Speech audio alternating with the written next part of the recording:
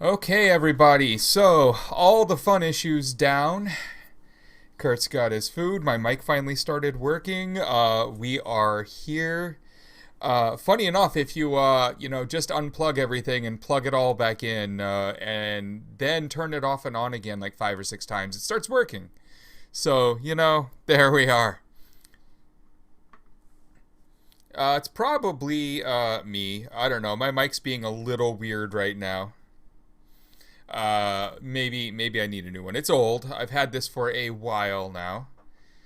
But as long as you can understand me, we are just going to go live with it. But I did want to, I'm glad we got to leave the legend on the screen for so long.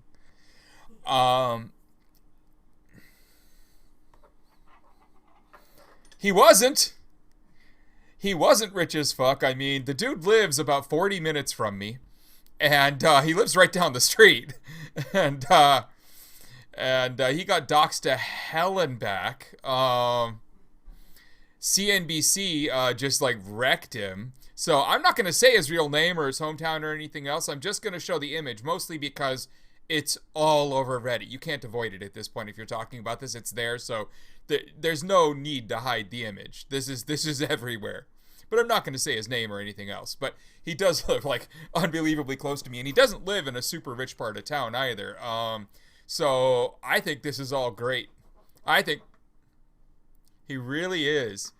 So we are going to try this going live thing, and we're almost there. We're trying here. All right, we are going to do a little of that there. And, oh wow, look at you, Kurt. Way up there.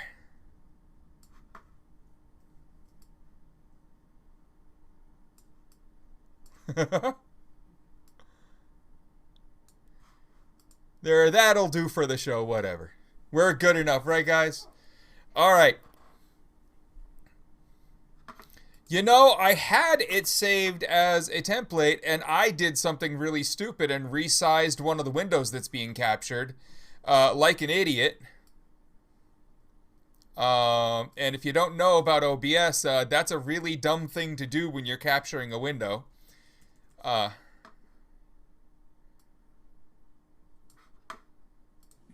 now. Ah! There you go. After fixing all the wonderful mic stuff on my end, I guess I left yours broken for a sec. Oh.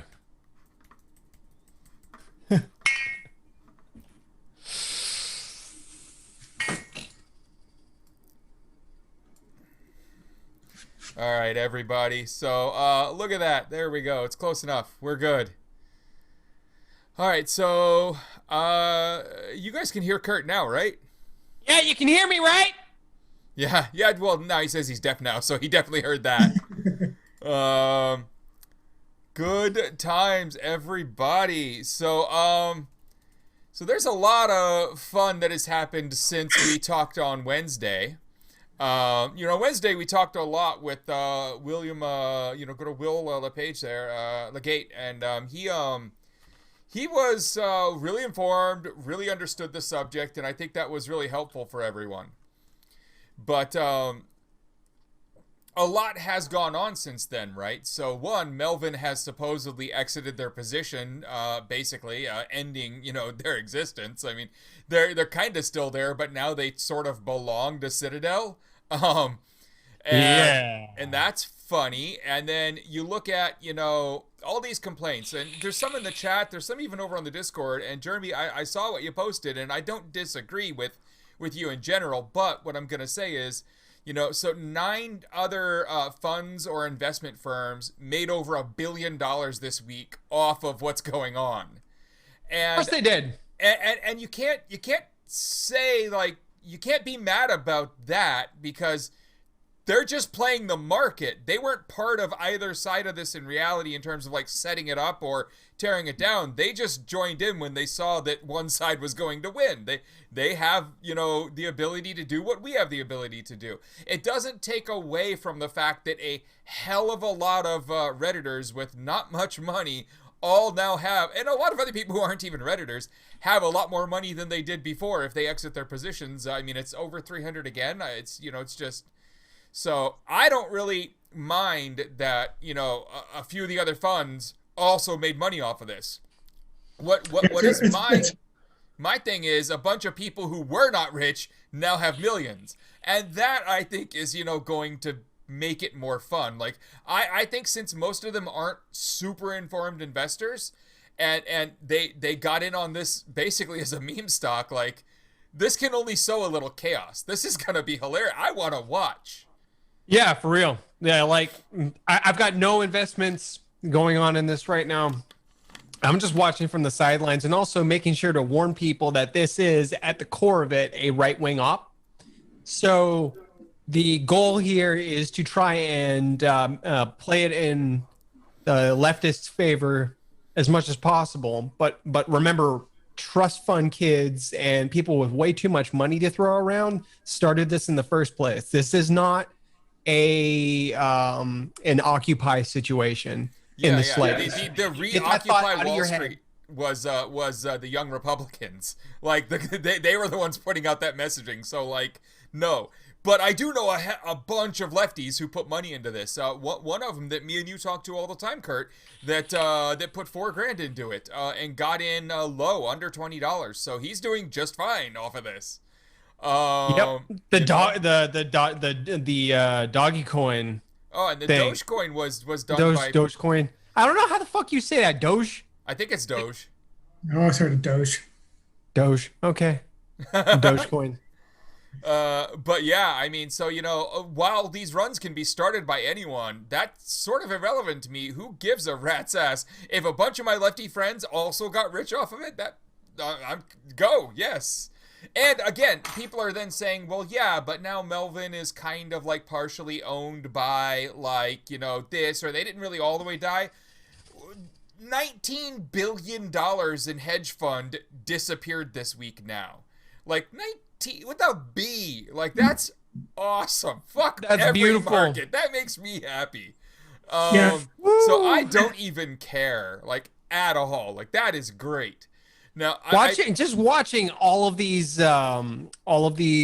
various investment platforms shutting down trading of these stonks and whatnot, right? And just watching everything burn to the ground around it, regardless of circumstances, it's just. And then you add on to the whole discovery today that I stumbled upon about Robinhood's fact page having something about socialism. Oh, yes. It used to. They removed it. It had. And I tweeted that shit and it was gone in like 5 minutes.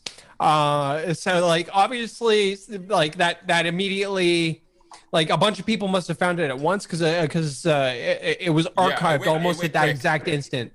It went really quick. So they had in the frequently asked questions and manual for Robinhood, there was a page on what is socialism, and it said that socialism was heavily used in Nazi Germany and the Soviet Union.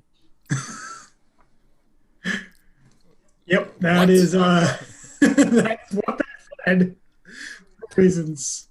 Okay. Okay, so does this help GameStop is a question in the chat that we should definitely address tonight. It helps GameStop if GameStop do the right thing, which they are running out of time to really do properly. GameStop have $400 million in debt. And they also are, again, on a business model that there's no way the next generation of consoles has fucking drives. I mean, we thought this one wouldn't. I think honestly they have SKUs that don't have disk drives. Yeah, so I think the next ones don't have any, which really just starts to crush their model. But imagine that you paid off all of your debt plus put money in the bank and are sitting on $100 million. Well, now you can reinvent yourself. You've still got a strong brand. You've obviously got a brand that a bunch of gamers like. So use that to do something else, right? And $100 million in the bank with that brand, you could do something else. Oh, absolutely. So what they're supposed to do right now is offer up a secondary offering of their stock at its current market price, take that money, pay off their debt, and start figuring out what the next, version of this company looks like. They have filed with the SEC to do so. They just haven't actually, done anything to offer the money or to offer the shares. Yes. So it can help GameStop very much. They went from a market cap of under $2 billion to $30 billion during this. And of course, it's fluctuating a lot on them. But if they handle their debt correctly with this, they survive. And if they don't, then they're still 5 years out from death. I mean, so it's up to them. Yeah, definitely doesn't intrinsically help them. It gives them a tool they can use, but it's not like it just gave them any money. It just gave them an opportunity to turn that into money potentially. So it was mentioned in the chat there again by Jeremy there, who is pretty up to date on this stuff, that it isn't a zero-sum game, but it isn't. Someone has to lose, someone has to gain, and yeah, the little guy didn't gain $19 billion. The little guy did gain hundreds of millions of dollars, though. And you know what? I'm cool with that. The other money would have circulated among those same people anyways. The rich keeping each other rich and paying each other money is going to happen either way. This is the only way that hundreds of millions of it ended up in the pockets of people who weren't them. So, like someone else in the chat said, baby steps. I think it's a fun way to look at it, because what I think, is my favorite quote related to all of this, when people were talking about selling, people were talking about, well, it broke 300. Come on, I don't know that I want to hold to 1,000. And then it looked like Melvin might be completely saved from sales when it first started to drop. And it, the other day when they started the short ladder and started really screwing people. So when that happened, CNBC quoted one of the people on Reddit responding to whether they were going to hold or not. And this is my favorite quote ever said by anyone in the world now. No other quote will ever catch this one for me, all right? Are you ready, guys? Because this is what the Redditor said. Quote, "We can remain irrational longer than they can remain solvent." I mean, I'm gonna roll it back a little bit here. There's two minor points. Back to the no disk drive thing. This isn't widely known, but there is a business relationship with Microsoft and possibly Sony. I'm not sure, but it was confirmed with Microsoft that for every console that they sell of this new generation, GameStop actually gets a cut, just a very small cut of all digital purchases made throughout the lifetime of that console serial number. This was probably a deal to help with the transition to the all digital market. Yep. Kind of makes sense. Really, that it seems like it was Microsoft throwing them a bone.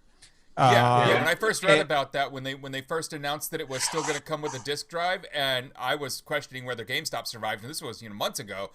And then they announced that Microsoft's giving them a cut of the digital sales. I was like, oh, that's nice of them. Yeah.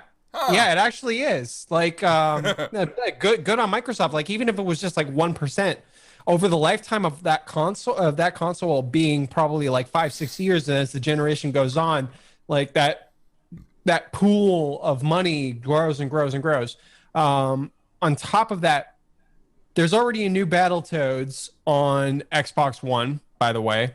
It's very bad. It's a horrible game. And there is original Battletoads in the Rare Replay collection for Xbox One. Indeed. And of course, if you just know what you're doing, there's original Battletoads on your original machine that you damn well have, because that's how you play Battletoads. Yeah. I personally play Battletoads on my Wii. I'm not gonna lie. Oh, yeah, you can't. Turbo Tunnel is almost impossible to do unless you have a CRT. Yeah, right. Like it's not really doable on a TFT or LCD display or anything. Like, yeah, you need that no latency display. Period. Indeed. So I want to show some images here for us to kind of talk through. So I'm going to move over to our little image panel, and this first one is a quote from the WallStreetBets mods that was shown on Bloomberg earlier. And it says, moderating Wall Street Bets has taught us that retail investors can be every bit as sophisticated as institutional investors, and in some cases, even more so. We have researchers, mathematicians, momentum traders, gamblers, and so much more. And, it's such a good quote in terms of, like, just the quality of the words and, like, the wording and the phrasing and the grammar. But, like, gamblers should have been bolded in this quote. Or yes. something like, I mean, I don't know. I just think it needs to be a little stronger on that, because there's more of them there than any of those other people. In fact, more of them than the rest of those groups combined. Right. Yep. And they're all about just YOLO, realistically. Oh yeah. And then here's the estimated losses: 19 billion for the short sellers. So what I find interesting about this is, that a lot of short sellers, Citadel, Melvin, all the rest of them, they all got hit by this. They all got hit pretty hard by this.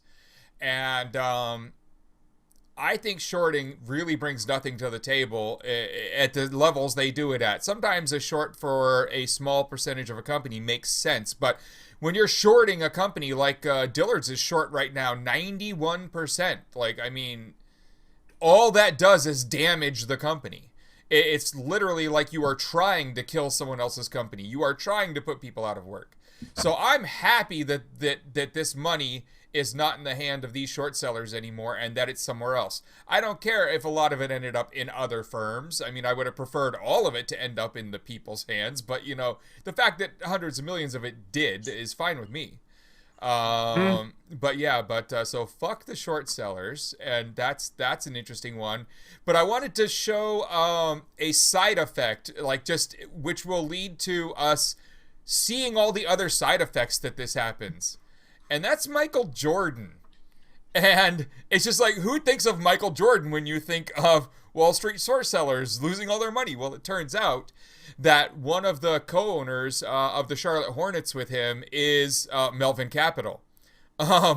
And their job was actually they were going to buy up more and possibly in partnership with Citadel buy him out completely over the next year. So he was expecting all these people who now have no money to come buy it off of him. And so good old MJ there is in trouble. And it's all thanks to this. So that's hilarious. Okay, so you know what? I'm going to throw this one back up for a second. How does short selling harm the asset? So short selling is really interesting when you talk about harming the asset, because it's not like it hurts the store itself. You're not setting a GameStop on fire or like some retail store on fire when you short sell it, right? But what you are doing is you're taking away their ability to borrow against their equity, because their equity is just dropping in value. You are taking away their ability to get out of debt, so you are locking them into a debt cycle that makes it much harder for them to ever get back out of. So as soon as you see that blood in the water of a company that might fail and you short them near 100%, you're basically trying to guarantee that they go under so you profit. And it's not, I mean, again, it's not like they're just going and burning down their warehouses. It's literally just, it hurts them on the debt market. It hurts them on the ability to reissue new shares and actually get any real liquid dollars out of it. At this point, if they sell the amount of shares, GameStop that is, that they had requested to sell from the SEC, they'll make over $400 million if it's over $300 a share. Whereas weeks ago, they would have made less than $100 million off of it. And that money is the difference between still being $300 million in debt or having no debt and cash in the bank. That's how it hurts the underlying company. So that's kind of why this is interesting. If it's used by a bunch of kids in this way against like that, or like the kids on WallStreetBets that were talking about AMC next, when they were all talking about, I want to go see a movie after this, I'd like the company to survive. a good way for them to pay off debt is to make their stock worth enough that they can sell some and pay down debt. So that's kind of how short selling can cause this harm. But I then want to show another thing from the legend, because, Deep Fucking Value has been showing us his results every day. And this is the month-end results now that were posted like 3 hours ago. And you'll notice he was up at 49 a couple days ago. All the big companies did their attack against it, which dropped it way down. So he lost a bunch. But today, again, he gained another almost 13 million on top, and he's back up to 46 million. So, like, the guy still isn't selling. He's still holding. I don't know how. I couldn't hold at this point. At this point, I'm out. This amount of money is, oh my God, life changing. Like, what? Yeah. What the fuck, dude? I get the joke. He's sending a message. He's holding the line. Damn it. Hey, I am all for telling other people to hold the line. But yeah, so let's get back to us. Here we are. But yeah, so like, what I want to kind of wonder, beyond GameStop probably existing in the future, which it might not have, and things like AMC may be surviving, and other just weird oddities like, Nokia maybe. The side effects are interesting because, who the hell is thinking about Michael Jordan in relation to this event, right? So what other kind of like things are gonna kind of domino out of this is going to be really interesting to see, because the only major one in terms of like Wall Street is that a lot of people who were shorting kind of for a living are having second thoughts about placing any shorts today. I think that's hilarious. Yes, make them all just fucking terrified. Just do it. This does need more long cat memes. It does. I'm going long from now on. Longer the cat, longer the call. Oh, let's go. Yeah. So beyond just now, I'm gonna go take a picture of just Stonks and just Photoshop it into long cat now. Thanks. Right? You have to. It's a moral imperative. Yes. Well, I mean, again, like I mentioned earlier, if anyone's paying attention, I will say this again. If you're looking for something that is that badly shorted, Dillard's, DDS. This is not investment advice, and do not do anything I ask or tell you to do at all, ever. But just go look at it and look at its short position, because it's shorted 91% right now. And it is targeted at less than half of what its current value on the stock is. So it meets like all the criteria for what happened, other than like, I mean, sure, GameStop was a little over 100%, but like 91 is more than close enough to short squeeze these fools. So I would say people should go look at Dillard's. That'll be a fun one. I would love to see that one just like blow up. And no, I don't own any. I don't own any. Like, I have negative in the bank, so I didn't get to play this week. I wish this was like one of those weeks where I had a few hundred. But I have bits and pieces of various cryptos in my wallet, and I tried to convert it to Doge. Yep. And every single one of them was like 10 to 25% and under. And then I managed to get a little bit more in, and then Doge was unavailable within Exodus wallet because they ran out for exchange. And woo! I know, right? It was that big of a play that everyone ran out of things. Now, Robinhood is up against an interesting wall because, you know, even last night, like AOC did a Twitch live stream with 300,000 live viewers, you know, watching her and Alexis talk about what's going on and explain it all to people. And this is going to end up with people in front of financial committees and of Congress. The Senate is going to be involved. And what I find funny was last night when I got the Robinhood email saying, explaining their way out of the problem, where we had turned off the trading because we were about to hit our debt limit in terms of our borrowing for margin and blah blah blah blah blah, and we borrowed an extra $1 billion now so we can turn it back on. No, you didn't. No. You can buy one stonk. No. Oh yeah, and one. Yeah, I mean, yeah. So no, they did not. I don't believe that for a minute.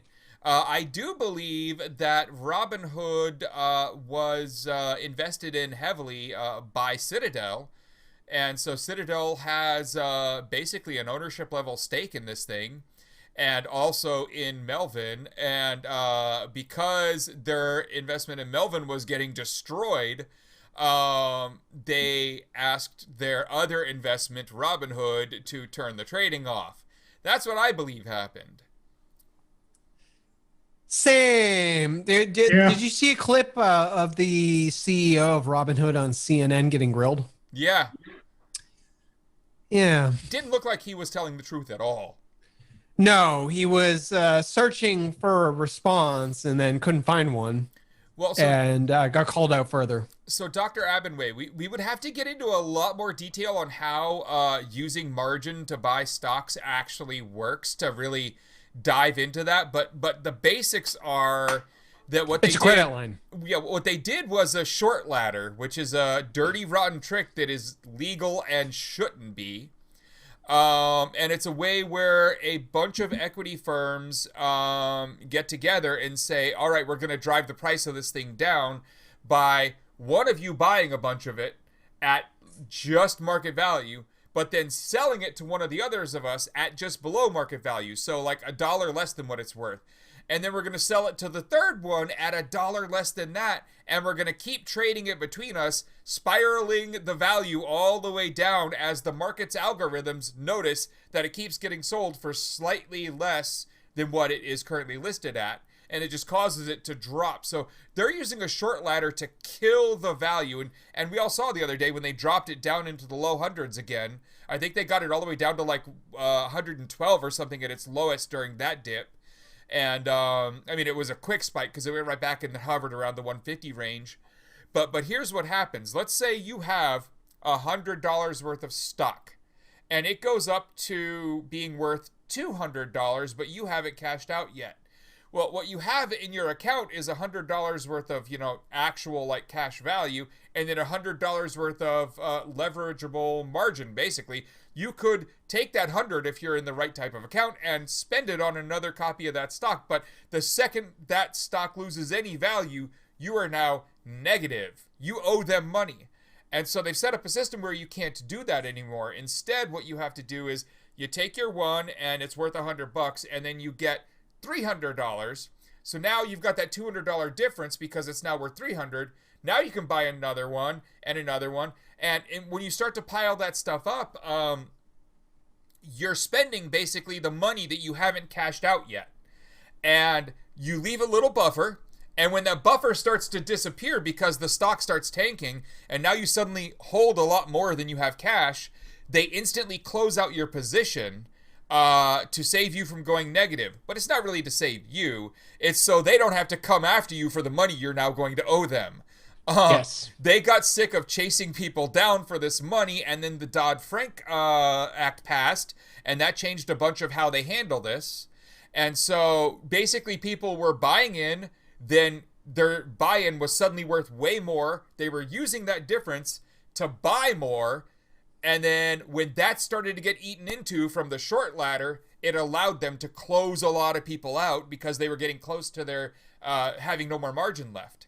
And I think personally that that's great if you're just playing normal. We're not in the last week, allowing people to use a little of their margin to possibly, get a little more money out of things when they don't have it to invest, but still protecting them. All makes sense to me. However, when this stock is skyrocketing and people are ending up with so much margin and leverage that they can literally make millions, and then you close off moving that stock and then allow all your friends to run a short ladder on it so you can close out all these positions. At this point, that all feels highly illegal to me, or should be.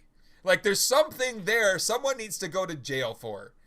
That's where I find the problem. You could say that about 80% of the stock market and how it Absolutely. works, frankly. Yeah. Minimum. Yeah. Yeah. Although I really liked the tweet by Jamal Bowman earlier in response to a posting on Daybreak Jobs saying that there's a job opportunity with Robinhood seeking a federal affairs manager based in Washington, D.C. to focus on federal advocacy and government affairs related to legislative and regulatory matters. And he responded to that tweet with, the job listing doesn't mention this, but you'll also get to know the House Financial Services Committee.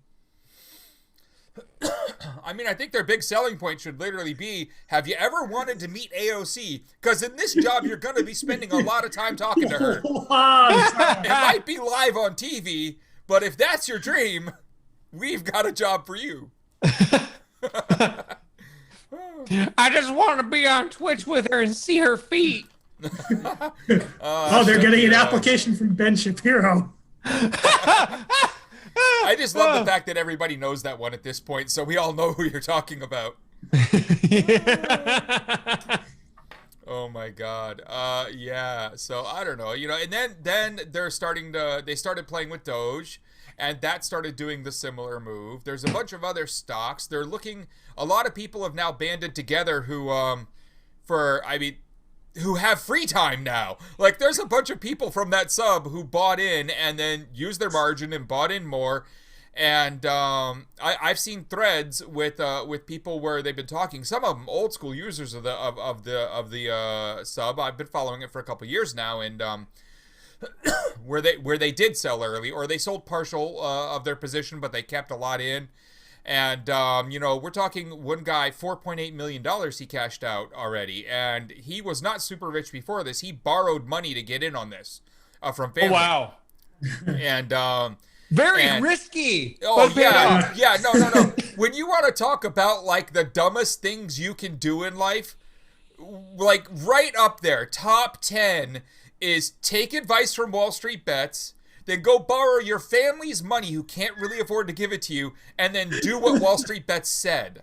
Like, that right there is a way to become homeless and have your family hate you, except today. Except in this one this one moment, they got it right.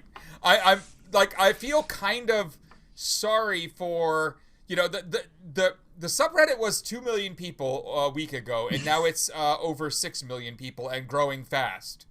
I feel sorry for the 4 million people who aren't really emotionally prepared to deal with the chat there, because every other post there is either about your diamond hands that need to keep holding, or about, since you just made all the money, you get to fuck my wife now.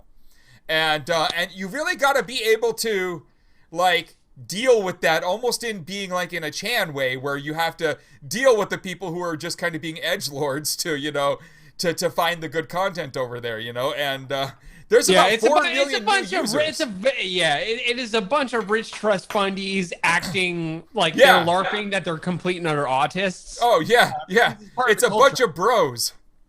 Yeah. Pretty much. They had the founder of WallStreetBets on Cheddar earlier, and for people who don't know Cheddar, it's a financial TV station, much like Bloomberg or CNBC or anything, but they kind of act more millennial, and what I mean by that is there's a lot more hot pink and black on their on the bottom of their screen. It's not all blue and red like Fox and CNN and all them. They really think they're aimed at the millennial people, and you can tell they're trying really hard. But they had the guy who founded WallStreetBets on there. He left the sub last April, so it's been a while since he's been around, but he knows what he built.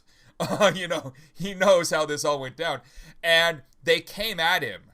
They actually tried to get the audience mad at him because one of his original moderators was Martin Shkreli. No. And so they were like, well, I mean, this place isn't really the kind of place that people should be going now, is it? I mean, one of your moderators was, he went to prison. Martin Shkreli was and he's like, yeah, he was a moderator. Yep. He didn't bite. He just kind of flowed right through it. Damn. He should have been like, look, He may have been the moderator that got in trouble, but he's hardly the only person on Wall Street Bets to have gone to prison over it. Yeah, right. Like, oh my god! So you can see them just trying. They're throwing anything against the wall they think can stick to stop this, and it's hilarious. Oh yeah, Martin is a complete piece of shit. So funny thing. Me and Martin are connected on a couple platforms, and on Facebook he's actually one of my friends, not like a follower or anything. And he like friended me like years before all this shit happened, like before even he was like a mod on that, and I accepted it a long time ago. And I didn't realize that, like, you know, I was connected to this kid, and then all the shit blows up about him. And so I start posting all the news about what a piece of shit this Martin Shkreli Pharma bro is. And he starts commenting on it, like, bro, I'm your friend, bro. And I'm like, wait, what? And it was really him. And then he just starts laughing at it and calling it all lies and saying shit that probably didn't help him on his way to prison, like in the comment threads. Woo! Oh, good job, Martin. Oh, woo! Woo! Whoa! Now, I do want to be clear because I saw in the chat someone said that this is a pump and dump scheme, and this isn't technically a pump and dump because a pump and dump involves using false information to drive up the price, and there isn't really any false information being spread in this case. No one seems to be claiming that like GameStop is horribly undervalued and there's some fundamental reason why it should be higher. It's no, fuck it, we're just gonna dump your money and screw you. Yep. It's not really a Hold the line. Yeah, and that is the big thing. Like, the big thing is that, you know, with the pump and up and all the other scams out there, the line you've got to cross is the misinformation. Like, it's kind of like with the CFAA, you know, they try and find ways to trigger it without it, but, you know, the thing that triggers the CFAA is that bypassing authentication in some way. You know, this has a trigger too for pump and dumps, and it's that you used misinformation, and there was no misinformation here. This shit is They just shorted. like the stock. This shit is shorted so bad, and their calls are due, and we get to fuck them. There's nothing false about that. Sure, a bunch of other people on Wall Street get to watch and laugh and get richer, but I don't care. A lot of people I know just made a lot of fucking money. Like, one of my friends down in Florida just called me up and said, I keep hearing that you can't, you know, play in the stocks or anything, and I made a little off of this.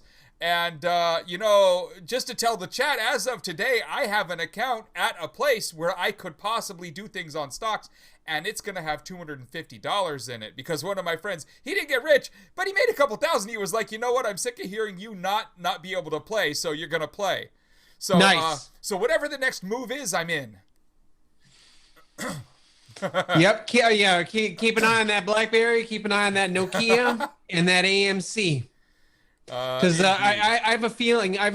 Once that big short squeeze hits and GME moons, everybody's going to go and hop onto the next target. That seems to be the thing. It's going to be one play at a time.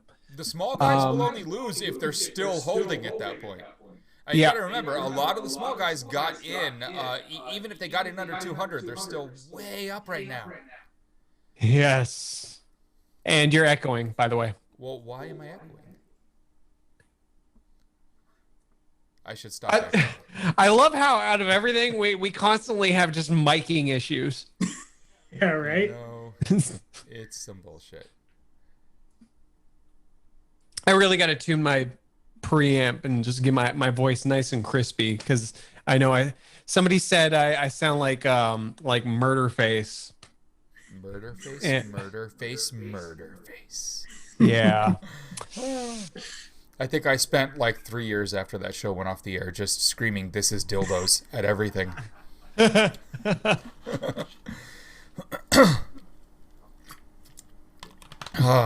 Oh, so another comedy. Louise Mensch. Louise Mensch was yesterday ranting that I am apparently Steve Bannon funded opposition. There's a lot to unpack here. That's why he's got a Patreon that's making like $400 a month, because he's funded by Steve Bannon. No. Where's my money? Like what? I got fucking Soros that owes me money. I got fucking Steve Bannon that owes me money. I got the fucking feds that apparently owe me money. Like, what the fuck, man? I got so much back pay. It's just racking up. Yeah, no one's been talking about AMC being actually that shorted. They're shorted a little, but they're not shorted at that level. I think they're somewhere in like the 40%, 46%. That's why I was saying there's a few others that are at the 80, 90% level. And I'm actually getting picked up on his mic from the other room. That's what's happening. We're in the same house. Waffles, tasty waffles. I love that episode too. God, Aquatine, what a show. Yeah, good times. So Louise Mensch says you are Bannon's, tool, basically. And what I say to that is, no, and, like and subscribe, and hit that subscribe button, really, though. Like, just smash the subscribe button, because we all need money, because Bannon ain't paying shit to anyone on this panel. Patreon.com/Kirtaner. Yes. Do it up, please. Yes. And you can see my name on screen. That works on CashApp, Venmo, anything. So by all means, buy us some dinner. We'll order a pizza, but we'll have to like order one in each country so they show up, and then we'll eat it together, one of these nights, whatever. Who is Louise Mensch? Would you like to take this one? As she's talking to you. Okay. Louise Mensch is a complete and utter shitlord. Absolute whack job. Supposedly a leftist Green Taylor level whack job. Yeah, that is supposedly aligned on the left. Supposedly.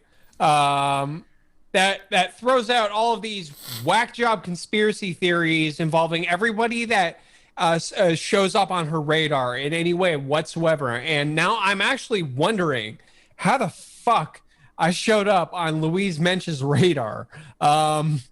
This legitimately confuses me. Yeah, because I have no idea what you were doing in that tweet. I don't know either. All I know is that Louise Mensch on her main account was saying that stuff, and then on her sock puppet was calling other people Kirtaner trolls. And I have to admit I got some laughs out of the people that she was labeling as such, because they were very, very, very not happy. I won't get into it, but yeah, they were very unhappy with that. So yeah, now I'm entering the radar of these political shitbags more and more, and realistically, it's just nothing but comedy for me. Attempted character assassination in the most hilariously and completely unprovable way possible is just I love it. I mean, if you want to call her after the show, because I don't feel like doxing her on the show is a smart. Oh, I already have her phone number. Oh yeah, I would have given it to you because Yeah. she's an interesting one to call too. She's kind of like Hal Turner. She will talk. She'll sit there and just talk shit back and forth. Like no matter how loud you get at her, she usually doesn't hang up. It's great. I won't even yell at her. I mean, it's insanity. Hey, she's nuts. What are you what even is this? I'm just confused. Can you please tell me what's going on here, please? Right. Whew. Yeah, she's a weird one.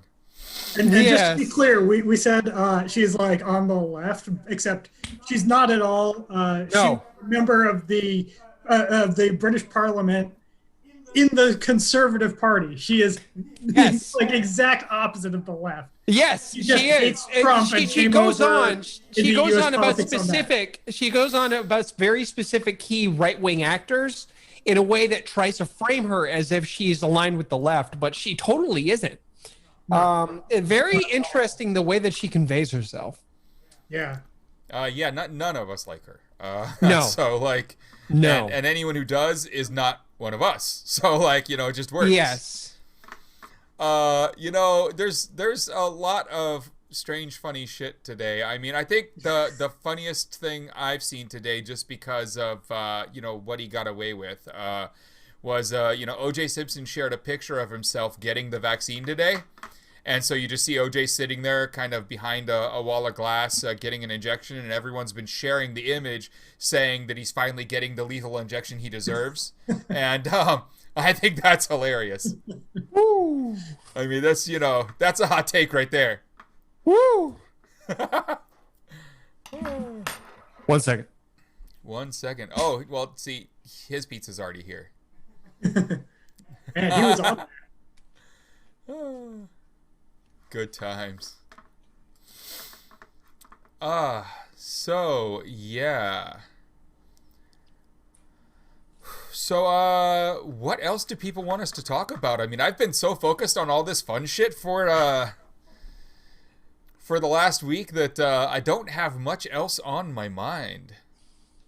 I don't either. And honestly, I'm kind of thankful that there aren't many talking points, because I gotta say I am absolutely and utterly tired.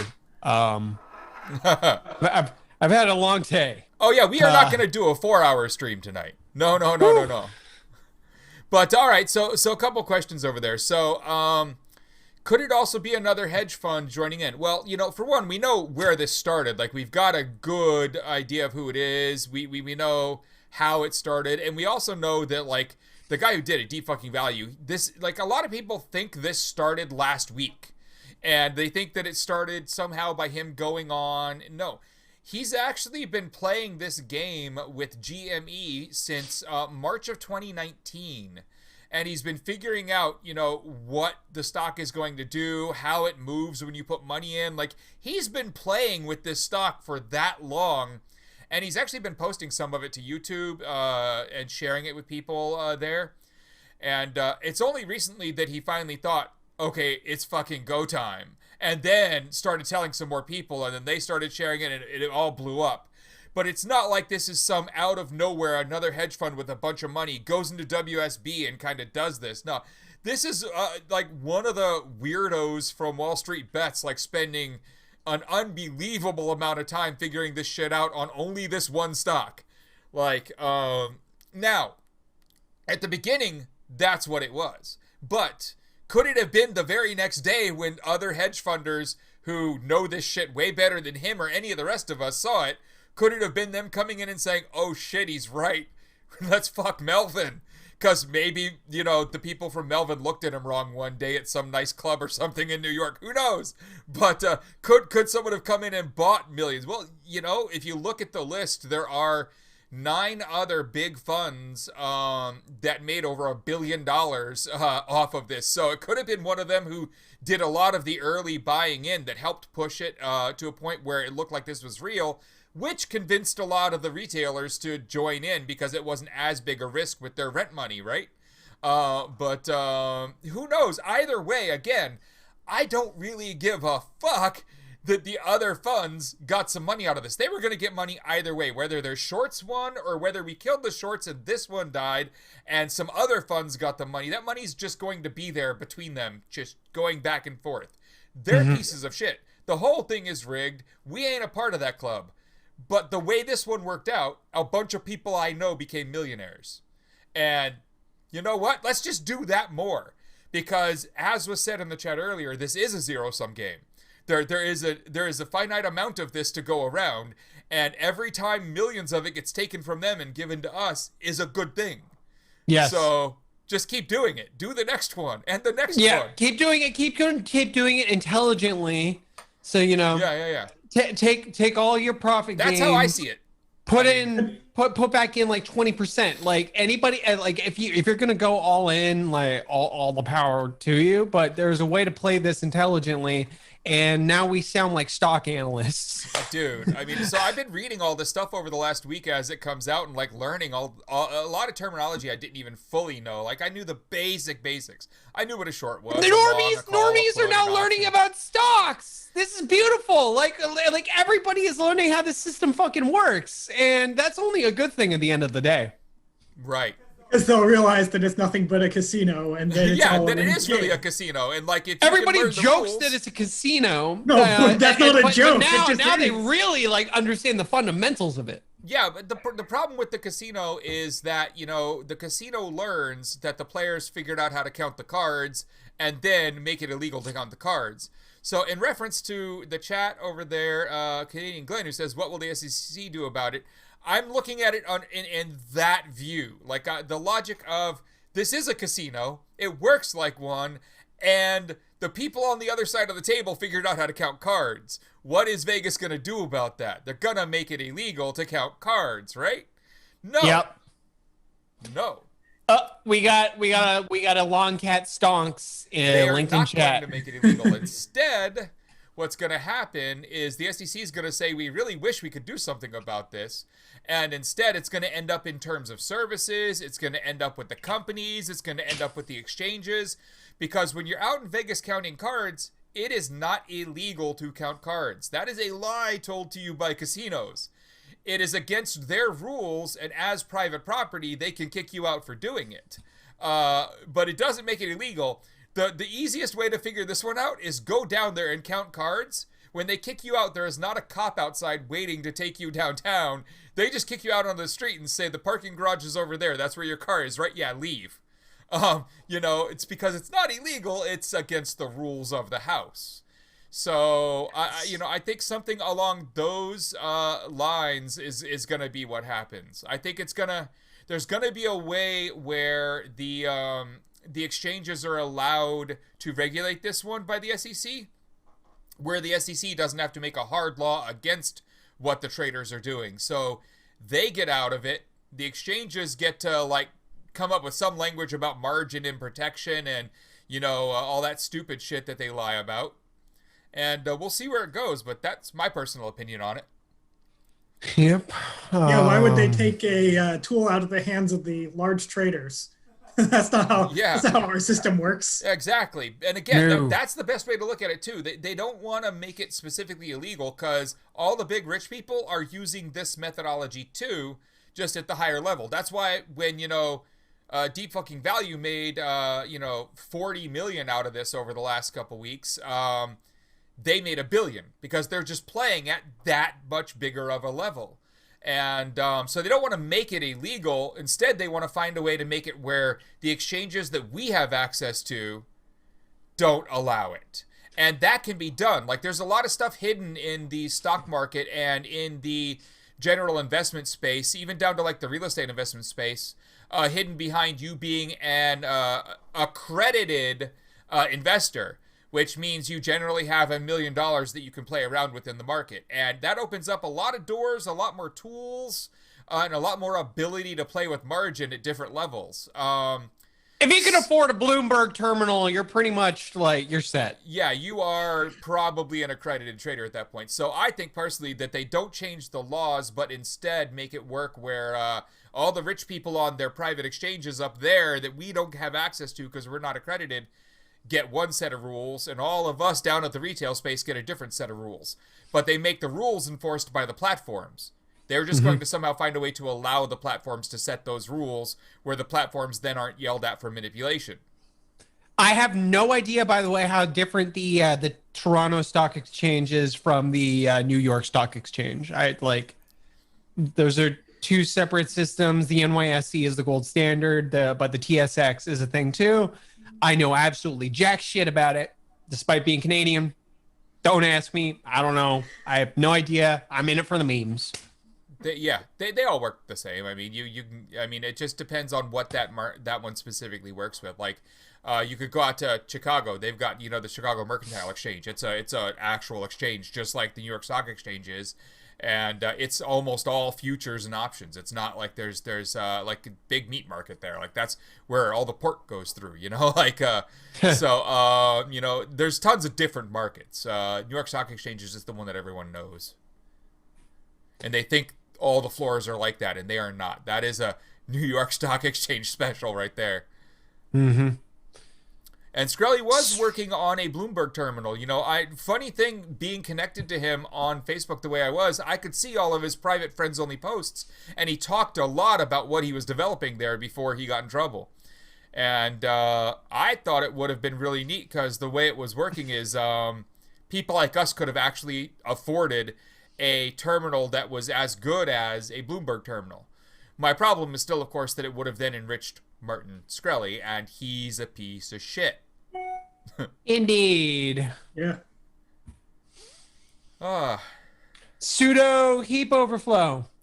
Yeah, so the good old Linux team decide that it's time to just accept patches with no test coverage. Woo! Let's go! Ha ha! Wow. Oh my god, I saw that CVE drop and I was fucking cackling and howling. Woo! So there's one of the things you want to do. So sudo is a tool, for anyone who doesn't know it, that's used on Linux to allow a normal user to run a root command as long as you know the password that's been set up for you to do it, or as long as you're in the group, or there's a few ways that sudo works out for you. But you could just be a regular user account and issue a call that the system thinks the root user did, meaning the super user, the administrator, that level. Well, when you're trying to exploit a server out there, when you're really trying to do something to a server that you're not supposed to, the one thing you need to do first is privilege escalation. You need to get yourself the power. And what's funny as hell is when the tool that is actually used to elevate privileges is the one that has the hole in it. That's fucking hilarious. To me, that's just, that's gold. Oh, man. Also, the fact that it went unpatched for that long. Yes. Right? Just the conditions to trigger that seg fault. Woo! Oh man. You invoke sudo edit. Yep. And just like a backslash character and 65536 characters Perl after just that. Flood the heap and boom. Yeah, exactly. Like boom, like that. Woo!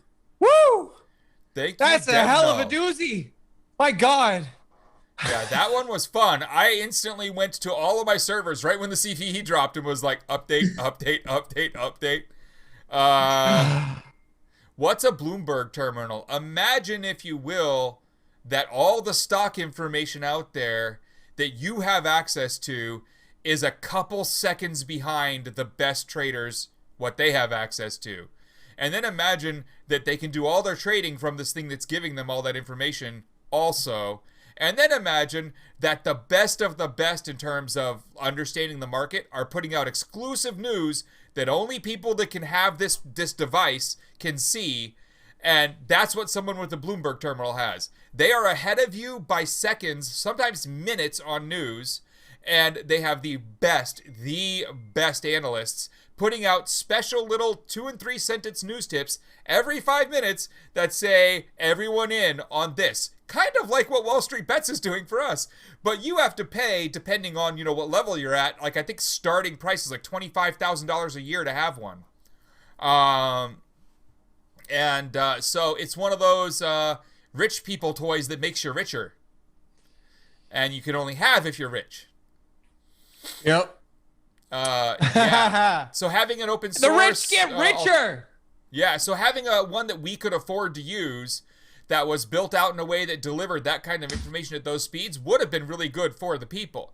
Now, I don't think for a minute that Martin Shkreli was doing that for the people. I think he saw a market where he could way undercut the competitor and gain a lot of sales. Correct. There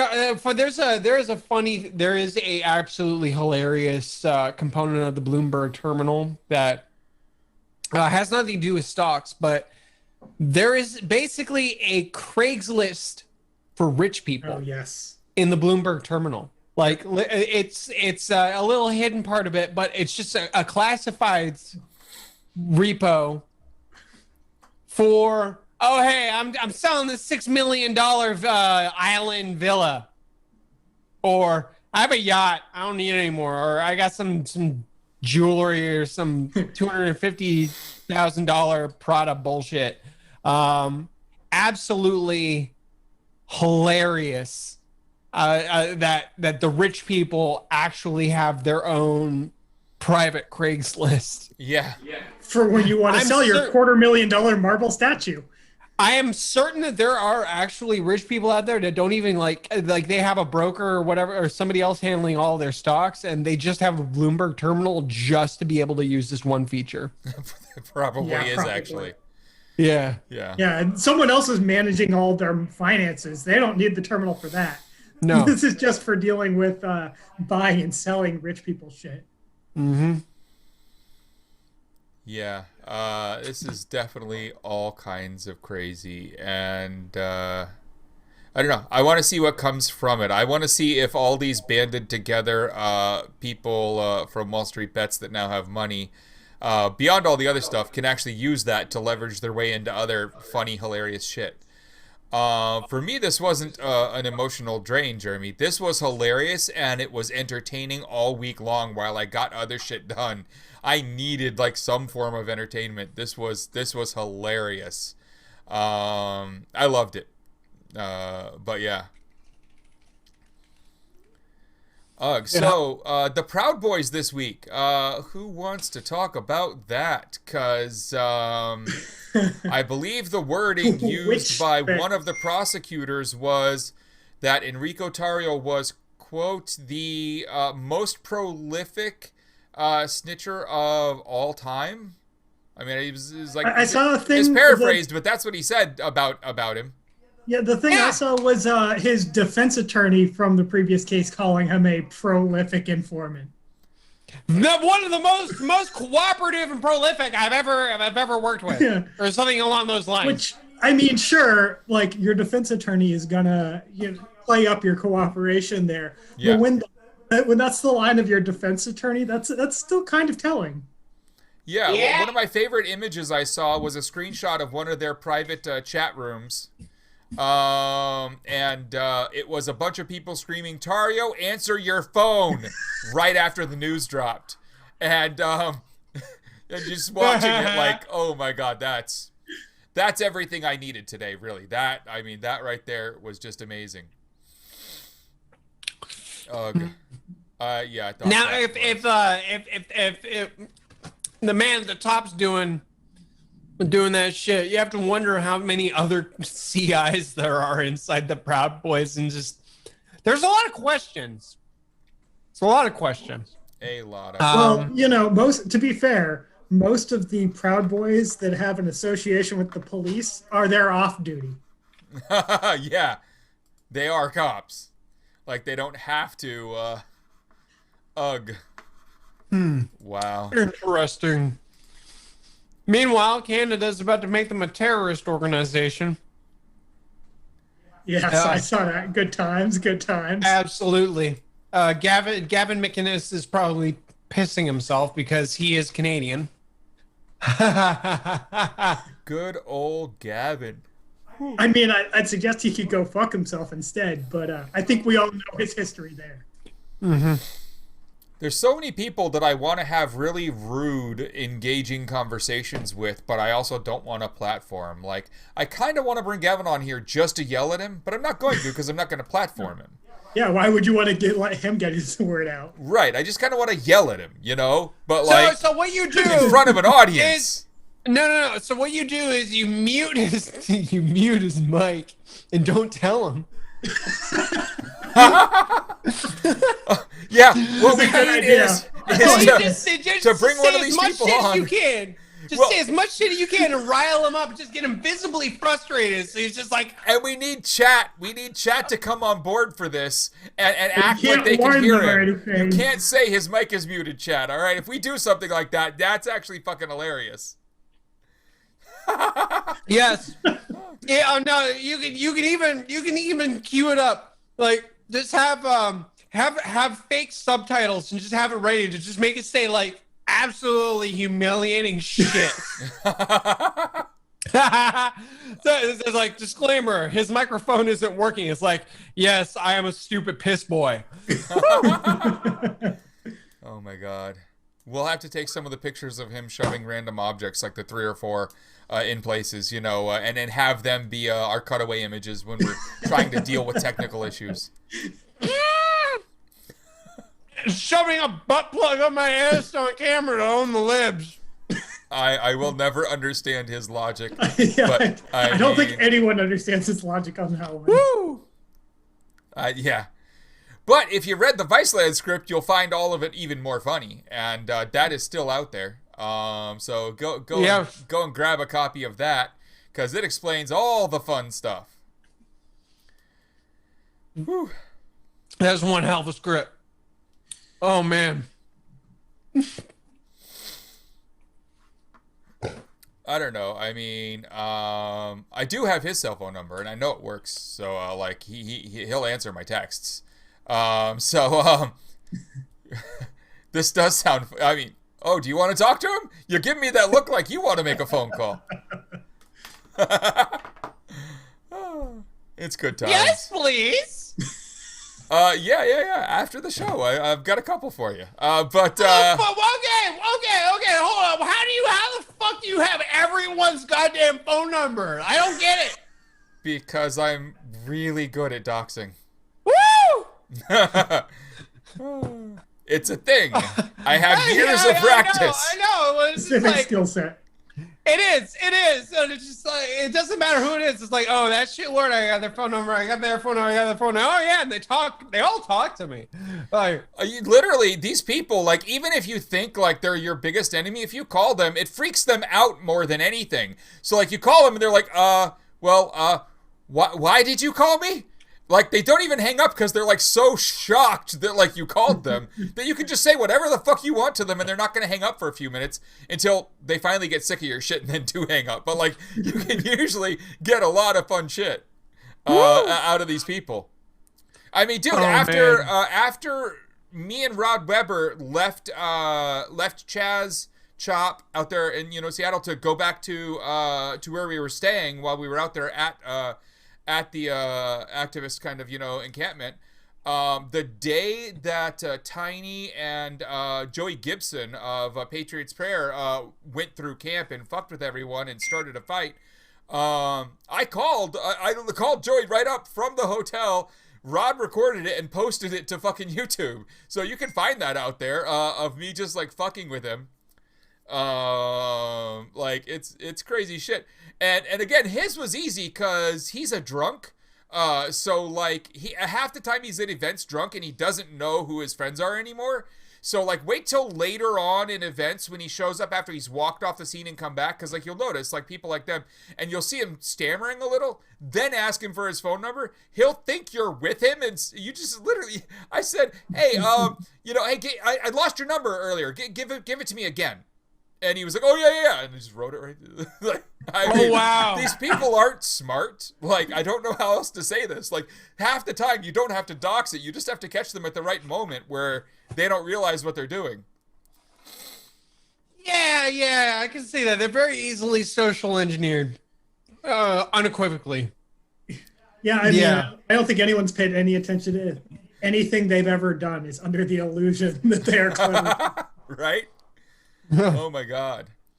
I've in the last week, someone else pointed out Koifin to me, and I went and looked at it. It's interesting. Like, I mean, I have a lot of knowledge on this space. I just don't have any money to start playing with. So, like, I haven't really done much yet. But maybe I'll play around with Koifin a little. Maybe I'll see if they want to give me a free account or something. Like, you'd be surprised what you get if you ask. So, let's find out. It's true.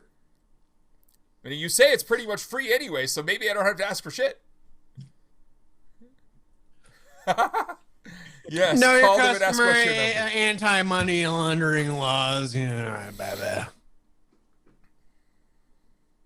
QAnon Shaman says he's willing to testify in the impeachment trial. That would be odd to have him back for round 2. Yeah, they shouldn't let him back in the building. Like, I don't know. No, there's... I on the one hand, I agree, but on the other hand, bringing in a bunch of the people that were part of the attempted coup showing up like, yeah, Donald Trump told me to do this. No, I get it. They just, like, should bring him in, like, under, like, armed guard. Oh yeah, no, he should be like brought in chains and everything. Yeah, Don't get like me serial wrong. murder style, like Hannibal Yeah, Lecter style. like in the orange jumpsuit, a face mask, brought in on like a dolly, like everything.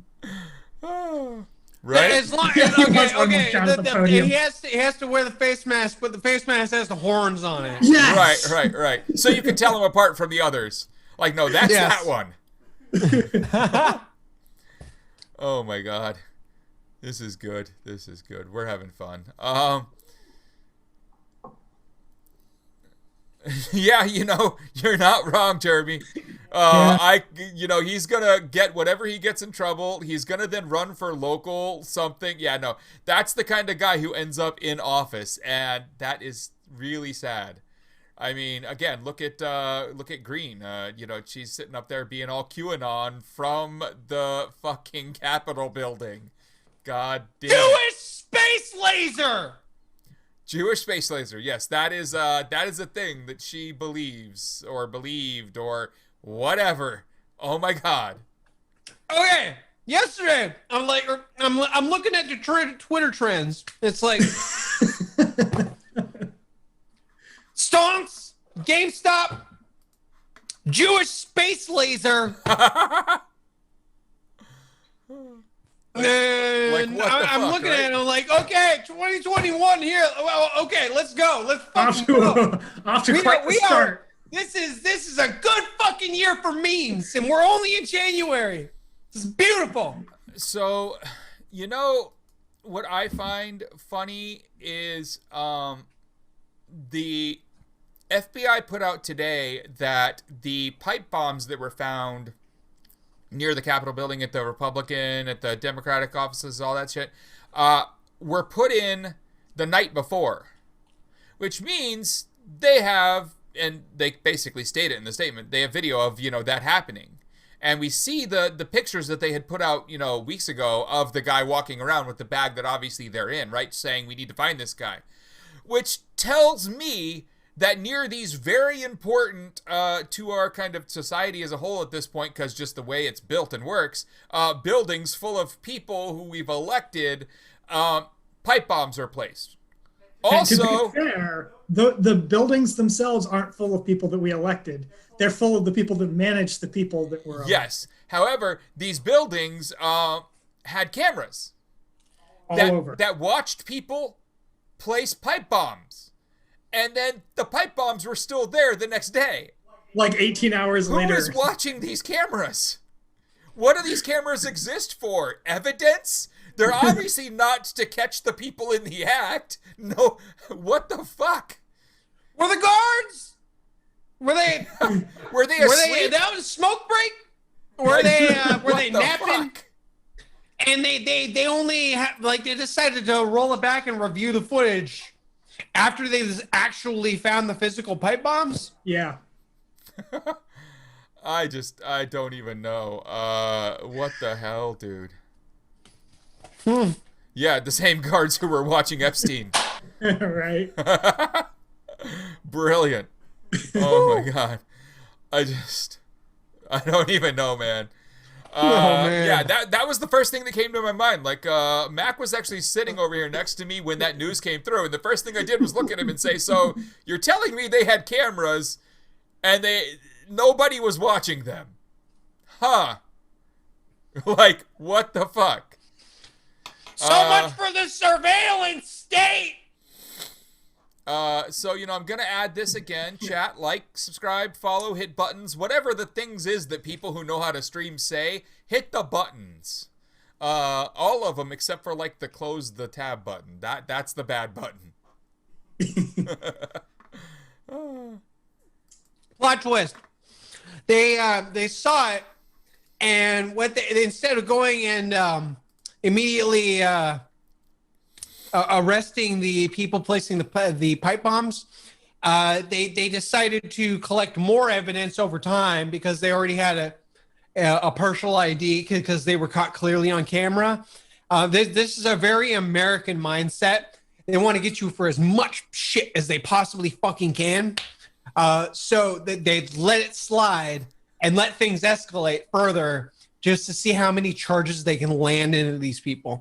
That is totally U.S. federal modus operandi. And I wouldn't be surprised if that's actually why that happened the way it did. You know, normally that's definitely a thing the government does. In this case, I'm a little dubious that that's the explanation, just because of all the people that they already like popped for basically minor charges just to get them under arrest. Even people that they're like, yeah, we're going to be filing a superseding indictment on this one.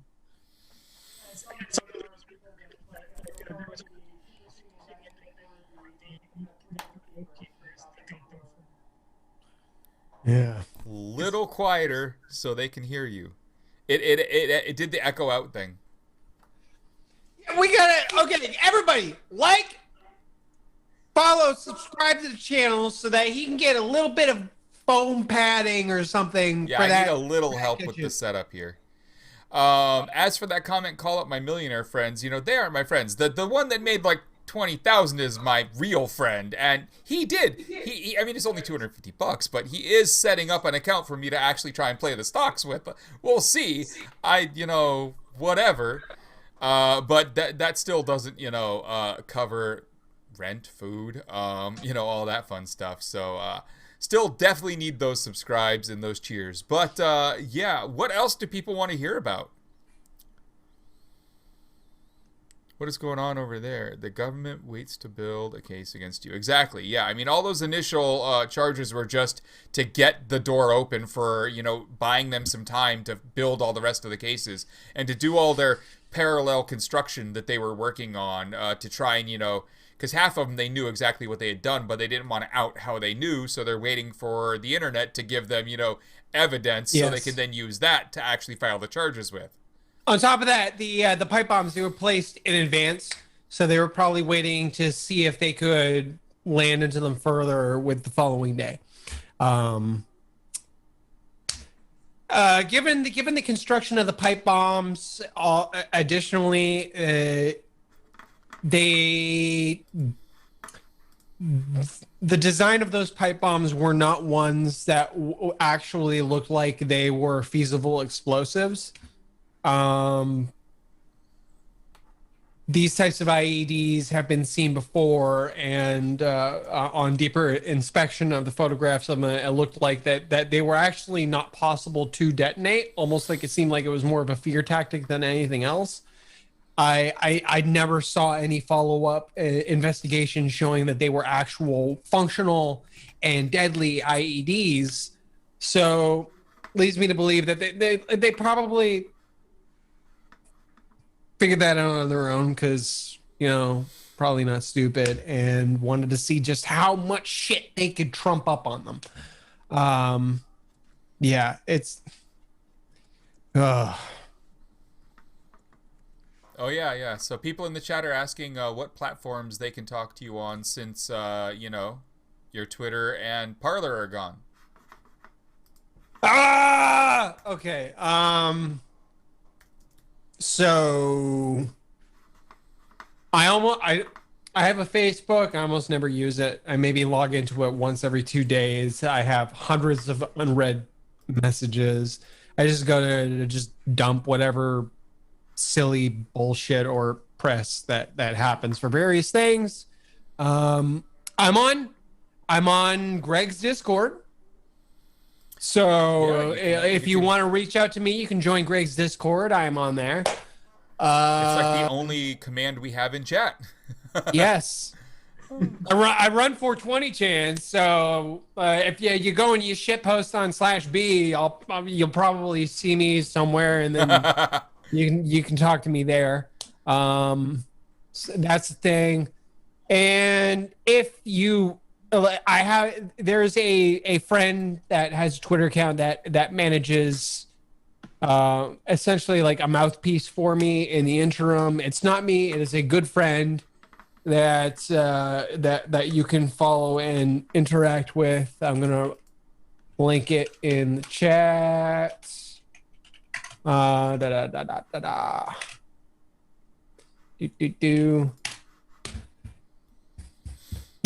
That account right there, It's a local friend. I fucking miss Twitter. It's bullshit. I haven't heard. I have not heard anything back from my initial appeal so far, and from the update ticket I did. And I heard that for every time that you go and you add stuff to an appeal, it bumps you to the end of the queue. So I'm just waiting. Oh, that's horrible. Yeah. Woo. That is horrible. Yes. So if anyone from Twitter's watching this, get your shit in order. This guy, account back. Please. Not that I believe that's happening from here, but, just in case, never hurts to ask. Okay, Gizmodo already talked about my Twitter ban. They did. Actually. So, yeah. I'll link that in the chat, and it refers to a tweet from Gregg as well in the coverage. It's about Parler, and I got banned for shitting on Parler. Irony. Yeah, right. Saying you were gonna kill Parler, and then Parler dies. I mean, I said what was gonna happen in the end. It eventually happened, but anyway, that Gizmodo article, scroll down towards the end of it, you'll see why I got banned. This is an outrage. Absolutely it is. Especially because Parler's dead. Yeah,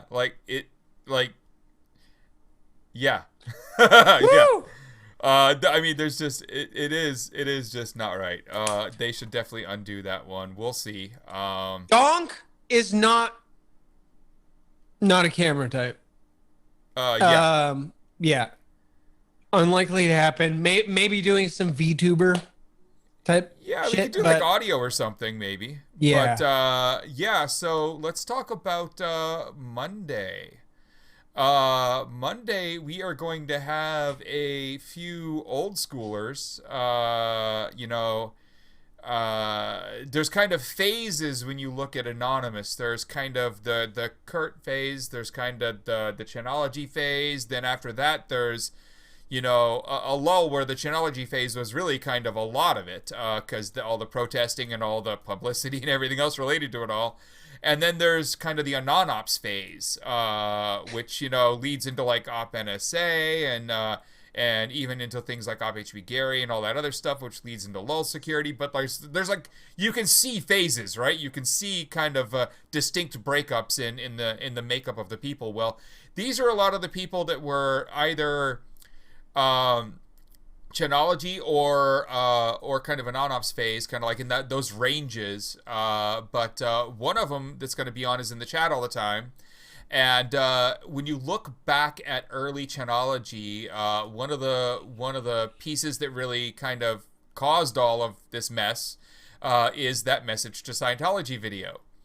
And the person who actually worked with us all to put it all together, I mean, there was a team of us, but like in the end, someone had to compile a video. Someone had to be our guy who made videos that we had to hand content to and work with and go back and forth on. That guy's here in the chat, and we're gonna have him on Monday, along with a few others from those time periods, from the later time periods. Just a lot of OG kind of anons, but none of the newer stuff. Most of the people from my time are so completely and utterly like terrified of being associated with any of it. That you will probably never ever hear any of them comment on it until maybe 5-10 years from now. Yeah. There's a lot of we'll call them 0607 types who definitely don't want in. But there's a lot of late 08 to early 2011 kind of types who all would love to come and, talk and shit. So we're going to have some of them on, and we're going to do kind of like an old school talk about all the beginning stuff of kind of one of the phases, all the beginning stuff of one of the other phases of it. I think it's going to be fun. I think you guys are going to really like that one. Definitely. Yeah. Yes. I will watch that one. I will shit post in chat. Right? So, There is, of course, a video to show then, all that fun stuff. Yes, the entirety of the beginning of Chanology was people shoving dildos up their own butts to own the Scientologists.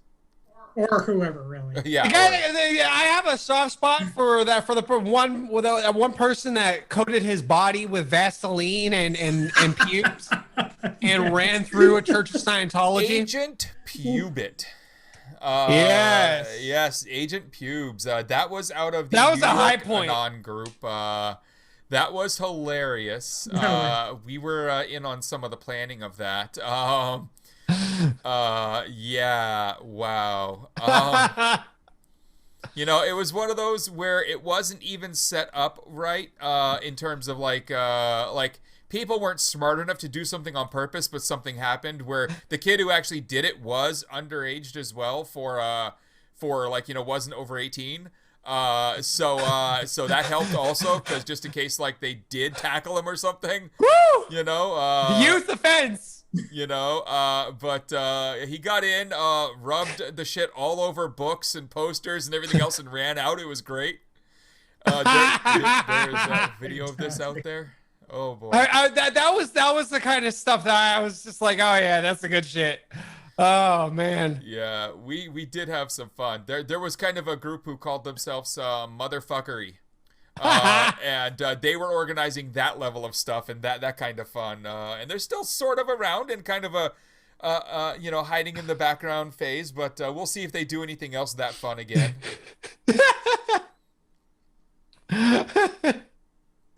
Yeah, it was very much like what things like what I would have done in the Mormon stuff, definitely. Yeah, it was a lot of fun.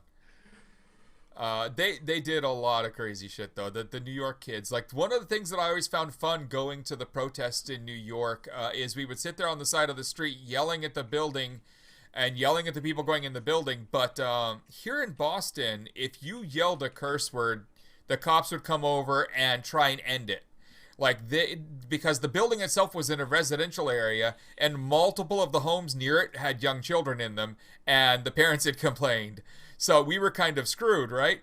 But down in New York, the cops didn't care what you said. And I mean, up to and including like as close as you could possibly get to a death threat, people were screaming across the street. And the cops wouldn't say shit. Like the worst, most vile curses you can come up with in your head were said to these Scientologists going in and out of this building. And the cops usually just laughed at it. And so going down to the protests in New York is a lot of fun for that. It's not so much fun for the newer style of protests where the cops are now, the Black Lives Matter ones and they're showing their true colors. Toronto! Beating people. In Toronto, the cops encouraged me to start a riot. Yeah, and yeah, good times fighting Scientology, and if you try and do anything other than that, though, you're gonna get beaten and maced and arrested. They literally they told me that they would just look the other way and let me go off and leave afterwards, just as long as I could like spark something that would give them reason to make everybody go the fuck home. Yeah, that was the state of things in Toronto. That's fucking crazy, dude. Yeah. Ugh. So Monday we're having that. Friday will be always the same. Wednesday, we don't actually have a guest lined up for Wednesday yet, but I have a couple of people I'm talking to this weekend who have agreed to come on at some point, and I'm going to see if I can make that be next week, because it was a lot of a lot of fun when I mentioned them, and everyone was very happy with the idea of these people coming on. So we'll see. I'll let you guys know on Monday's show when that's happening. I'm kind of wrapping things up a little here. Kurt is definitely feeling a little tired. I think you can all see it. And he has definitely vocalized it. So I realize that, what you guys have to understand about Kurt, and I've learned this over the last few months, is if we sit here and keep talking and you keep talking, he will not hang up on his own. He's going to sit here until, like, his eyes look like he just should have been asleep 10 hours ago. And he's gonna do this to himself for the lulz and for the chat. I haven't slept. I was up all night. So it's got to be on us, chat, to band together and say it's bedtime, Kurt. So before we do something like that, though, what I want to do is show our wonderful closing image, which has been made for us by the wonderful Doxy in chat, who makes a lot of our images. This is the second image for tonight that we could have had at the beginning, but we've got now. This is now going to be the image we use besides the one that I had set up to open the show with, if I can find it. It's somewhere over here.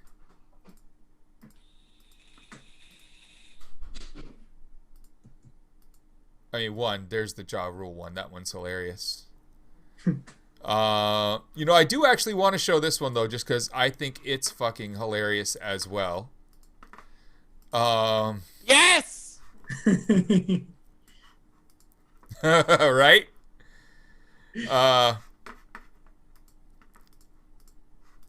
Let's save this to there. We'll go here and we'll add the new one. That one is just one of my favorites because you should always find ways to fake quote Sun Tzu. That's always a good idea.